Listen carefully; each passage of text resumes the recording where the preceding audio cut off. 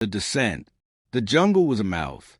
The man didn't know it yet, but he felt it deep inside his chest the moment he stepped past a line of crooked trees.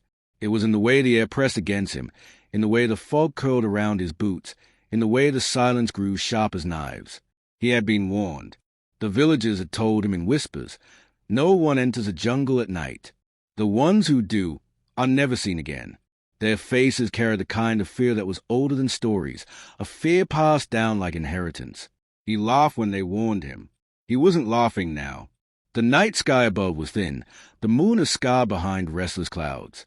His hand stick was his only comfort, rough, uneven, carved in haste. He held it tightly, though he knew it was useless. The jungle wasn't the kind of enemy you could fight. At first, it was simply wrong. Too still, too quiet. The air clung damp against his skin. No birds, no insects, no sound but his own footsteps, muffled in the mud. He told himself he could turn back, but when he looked behind, the trees had shifted, knitting themselves tighter, closing off the path. The jungle wanted him. A whisper brushed his ear. He froze, heart hammering, eyes darting left and right. The fog swirled but showed nothing. He told himself it was the wind, though no breeze moved the branches. He walked faster. Roots knotted the ground like veins, forcing him to climb and stumble. Branches overhead clawed at one another, blotting out the moon. The deeper he went, the darker it became, until the world was shapes within shadows. Then he saw it, a figure just ahead, still, silent, too tall, too thin, its head cocked at a broken angle. He gripped his stick. "Who's there?" The figure tilted its head further, slowly, deliberately, and then it was gone. His breath turned ragged. Sweat slicked his palms. He forced himself forward. Curiosity was a poison, but he couldn't resist drinking it. The jungle felt alive now, breathing with him, through him. The fog thickened. He could barely see his hands. Then, breathing. Not his own. Heavy, slow, wet. He spun. Nothing. He ran. Branches toward his arms. Roots clutched his ankles. The jungle shifted, bent, herded him until he stumbled into a clearing. He froze. The clearing was a circle of wooden effigies, carved to resemble bodies twisted in pain. Some were shaped like people, some like animals, some like things that could never exist. They were driven deep into the soil like stakes, their mouths open in silent screams. In the center lay bones, small ones, large ones, too many to count. The man staggered back, his stick knocking against one of the effigies. The sound was hollow. Wrong. He leaned closer and realized the surface wasn't wood at all. It was bone, stretched and painted to resemble bark. The effigy shuddered. He stumbled back, gasping. The whispers rose around him again, louder now, circling him. He clapped his hands over his ears, but the sound came from inside, tunneling through his skull. "Leave, leave, you should not be here." He dropped to his knees, choking on fear. The jungle pulsed, the air alive with unseen voices. His skin prickled with invisible fingers brushing against him. When he lifted his head, something stood across the clearing. Not a figure this time. A tree. Massive, ancient.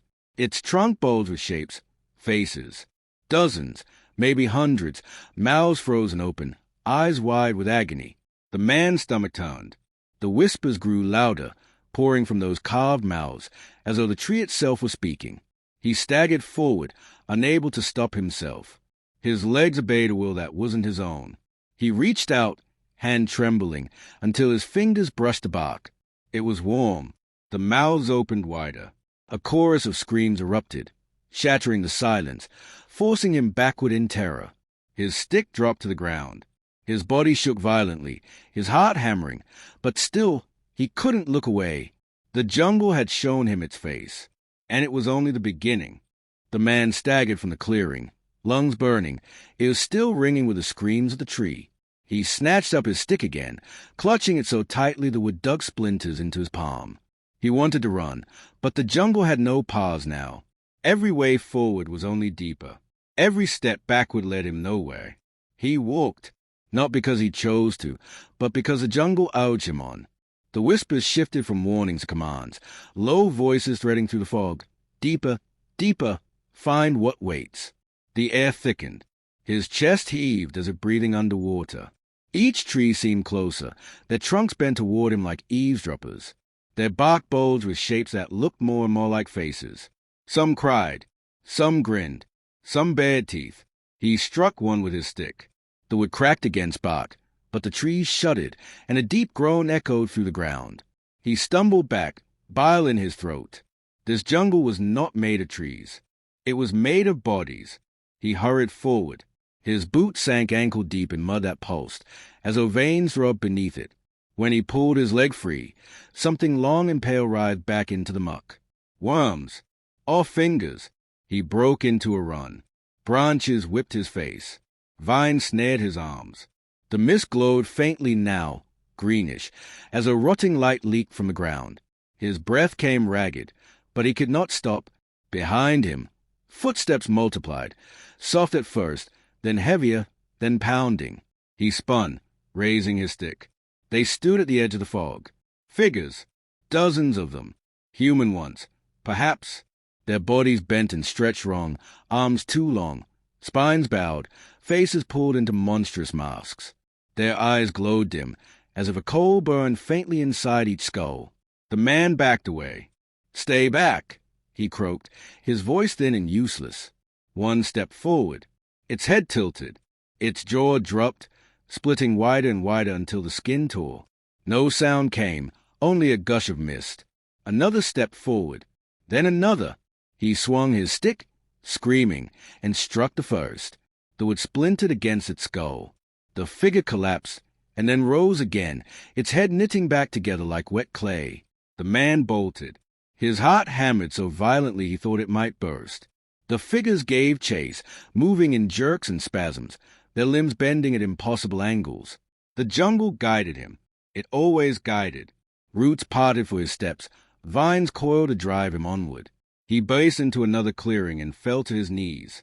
At its center stood the tree again, or another like it, vast, endless, mouths yawning in the back, faces twisting in torment. But this one moved. Its trunk rose and fell with breath. And when it opened its largest mouth at the base, he knew the truth. This was not a jungle. This was a body. He had been swallowed hours ago. The ground trembled. The figures closed in around him, circling, their mouths opening in unison. From them poured the whispers. "Join us. Feed us. Become us." He clutched his stick like a dagger, pointing it outward. "No," he rasped. "I won't." The tree shuddered. Its vast mouth stretched wider, the fog rushing into it as if being inhaled. The man felt his body lift from the ground, dragged forward by a force greater than gravity. He dug the stick into the earth, clinging to it, his body horizontal, sucked toward the abyss. His fingers slipped. His body slid. The voices screamed inside his head now, not whispers but shrieks, demanding, begging, commanding. Faces bulged from the ground beneath him, snapping at his legs, biting his clothes. He kicked free, tears streaming from his eyes. Then he let go. The force consumed him. The world became fog and teeth and screaming wood. He fell into the mouth of the tree. Darkness. Not silence. No, there was never silence. In the dark, he heard everything. The groans of trees that were not trees. The cries of souls knotted into the roots. The laughter of something vast and endless. He landed hard. The ground beneath him was soft, pulsing. Flesh. He gagged at the stench. Around him stretched a cavern, its walls slick, its ceiling pulsing with veins. Shapes writhed within the walls, arms, legs, faces pressing outward, screaming without sound before sinking back into the tissue. The man staggered forward, stick in hand. His boots squelched in blood. He wanted to wake, but there was no waking. Ahead, something rose. It was not a tree, not a figure, not even a beast. It was the heart of the jungle, a colossal organ of wood and flesh, its surface crawling with mouths, its center glowing faintly with a greenish light. It pulsed, each beat shaking the chamber, each breath dragging him closer. He screamed, raising his stick, though the sound was swallowed before it left his throat. The heart's mouths opened, and they spoke, Not whispers now. Not warnings. Words. You are ours. The man fell to his knees, his mind shattering under the weight of the voice. The stick fell from his hands. His breath slowed. His chest ached. The jungle's rhythm overtook his own. Inhale. Exhale. Inhale. Exhale. Faces pressed from the wolves, reaching for him. One touched his arm. Another touched his cheek. The skin burned where they met. He screamed once more, but the jungle swallowed it whole. When he opened his eyes again, he was standing. His body felt strange.